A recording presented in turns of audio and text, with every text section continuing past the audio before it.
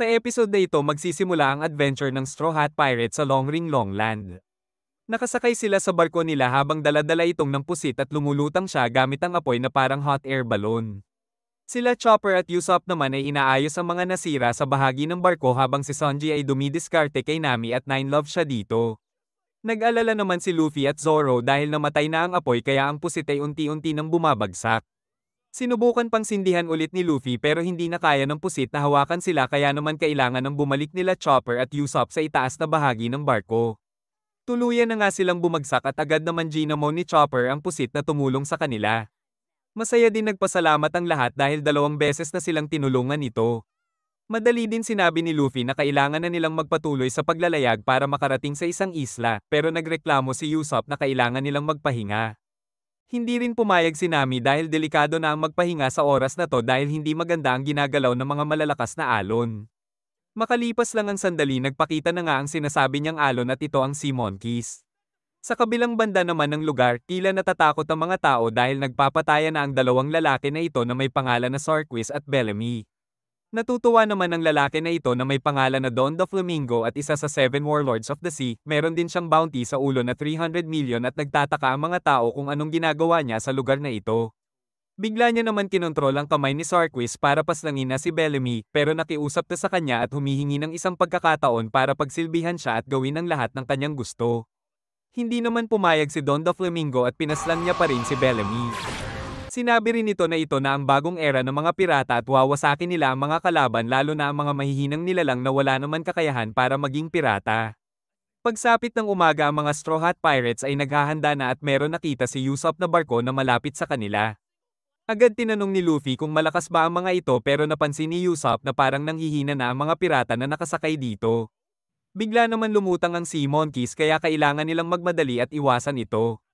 Ang nakita naman nilang barko ay tila hindi alerto sa nangyayari at sinubukan pang sabihan nila Luffy pero huli na ang lahat kaya nilamon sila ng malaking alon at tuwang-tuwa ang Sea Monkeys. Sa pagkakataong ito ay naiinis na sila sa Sea Monkeys pero buti na lang ay nakita na ni Robin ang isla na hinahanap nila.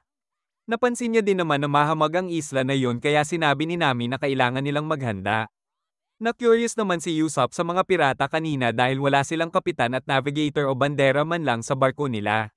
Sa tingin naman ni Zoro ay mukhang natalo sila sa labanan at namatay ang kapitan nila kaya nagkagulo-gulo na ang mga pirata na iyon. Hindi naman nakumbinsi si Usopp sa sinabi ni Zoro dahil kitang-kita niya ang barko ng mga ito na wala man lang kahit anong bakas na galing sila sa pakikipaglaban sa ibang mga pirata at mukhang hindi maganda ang nararamdaman niya sa mga oras na to. Nagpatuloy pa din naman sila sa paglalakbay kahit na may nararamdaman na kakaiba si Usopp. Nakarating na nga sila sa isla at wala man lang tao dito o kahit isang bahay na nakatayo pero natutuwa pa din si Luffy. Agad silang nagpahinga sa damuhan pero laking gulat nila nang may nagpakita na kakaibang nilalang at napakatangkad nito. Sinubukan nila itong sakyan pero mabilis silang pinaalis nito. Nakita naman ni Usopp ang nag-iisang bahay na nakatayo doon kaya agad nila itong pinuntahan. Laking gulat ulit nila nang makita nila ang mga kakaibang hayop na puro mahahaba pati na rin ang aso na to ay sobrang haba.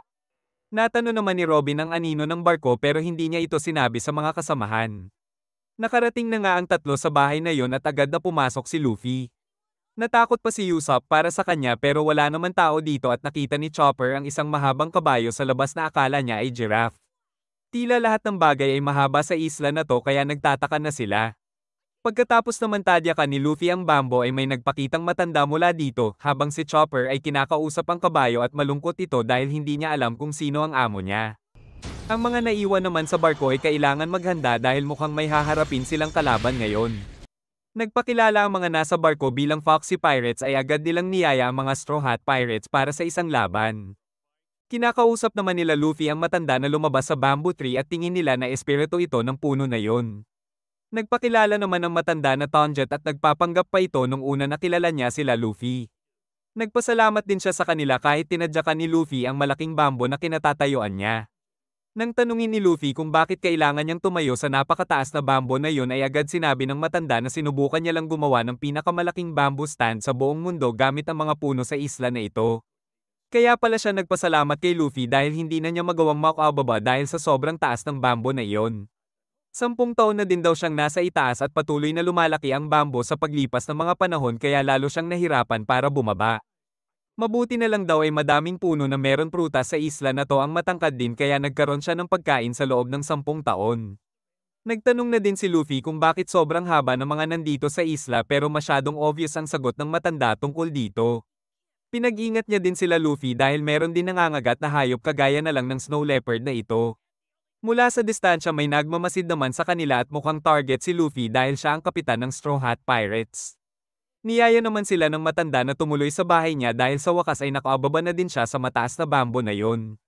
10 taon siya nasa itaas kaya naman natutuwa ang matanda dahil nakita niya ulit ang bahay niya.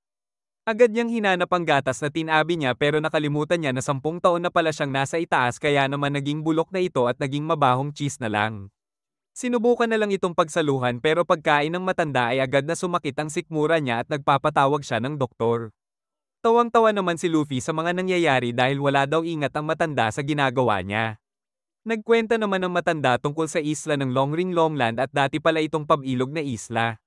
Pero dahil sa pagtaas ng tubig ay nahati sa 10 ang isla na to, minsan sa isang taon ay nagkakaroon ng low tide at doon na lang nila nakikita ang tunay na anyo ng isla. Kada 3 taon ay umaalis din sila sa isang isla kaya naman naiwan na siya ng mga kasamahan niya dahil sa matagal niyang pananatili sa itaas ng bamboo stand. Kung meron lang daw sana siyang kabayo na magagamit ay makakahabol siya sa mga kasamahan niya sa loob ng 5 taon at tatawid siya tuwing mag-low tide na ang karagatan.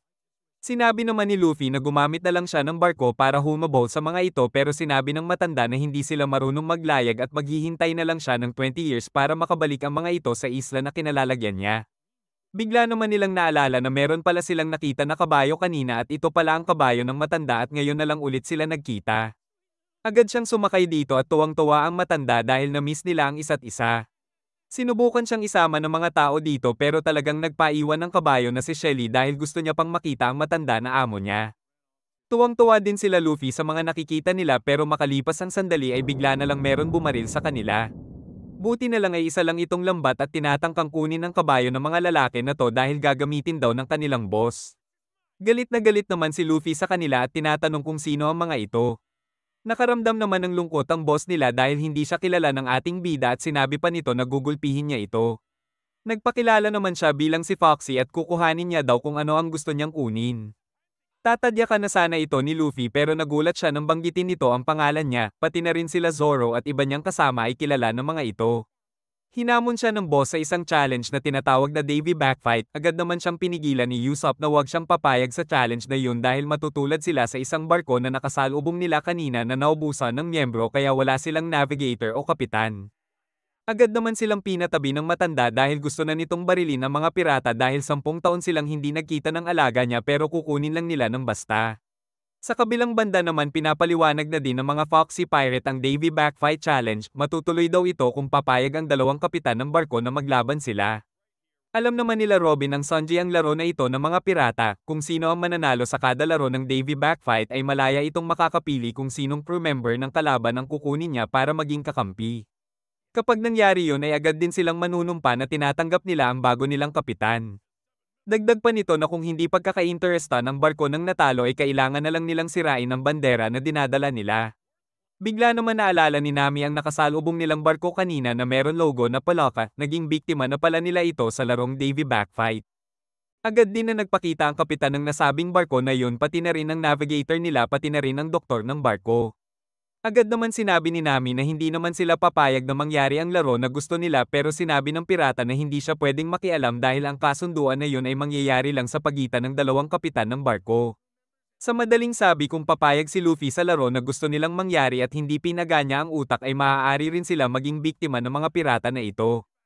Alam din ni Sanji na isa itong unwritten rule sa karagatan kaya naman hindi sila pwedeng tumakbo kapag pumayag si Luffy dahil mapapahiya sila. Sumang-ayon din naman si Zoro dahil mas gugustuhin niya pa daw mamatay kesa mabuhay na meron kahihiyan. Agad na tumakbo si Nami para pigilan si Luffy pero bigla niyang narinig ang putok ng baril at isa itong signal na pumayag na nga si Luffy sa hamon ng isang kapitan. Hindi naman makapaniwala si Usopp na pumayag si Luffy pero sinabi nito na kailangan lang nilang galingan at huwag silang magpapatalo. Agad nagtipon ng mga miyembro ng bawat kupunan at nagkaroon sila ng onting kasiyahan bago magsimula ang Davy Backfight. May kanya-kanya silang ginagawa habang inaanunsyo ang mga patakaran sa palaro na gagawin nila. Agad din nanumpa ang dalawang kapitan na kung sino ang lalabag sa rules ay ikukulong sa tinatawag na Davy Jones Locker. Agad pinapili ni Foxy ang ating bida kung ilan coins ang gusto niya. Ito ang magsisilbing tanda kung ilan ang laro na gagawin nila. Agad siyang sinabihan nila namin na isang laro lang ang gawin nila pero laking gulat nila na 3 laro ang sinabi nito dahil nasa likod pala ang kalaban at nakasignal din ng 1 kaya naman pinag-add ito ni Luffy kaya naging 3. Kinwento rin ni Robin dito na si Davy Jones ay isang dating pirata na sinumpa ng mga demonyo na hanggang ngayon ay nakatira pa rin sa ilalim ng karagatan ayon sa mga sabi-sabi. Ang lahat ng mga barko at kayamanan na lumulubog ay dumidiretso daw sa locker ni Davy Jones. Nakahanda naman na si Luffy para sa magiging laban nila pero si Nami ay nag-aalala pa din.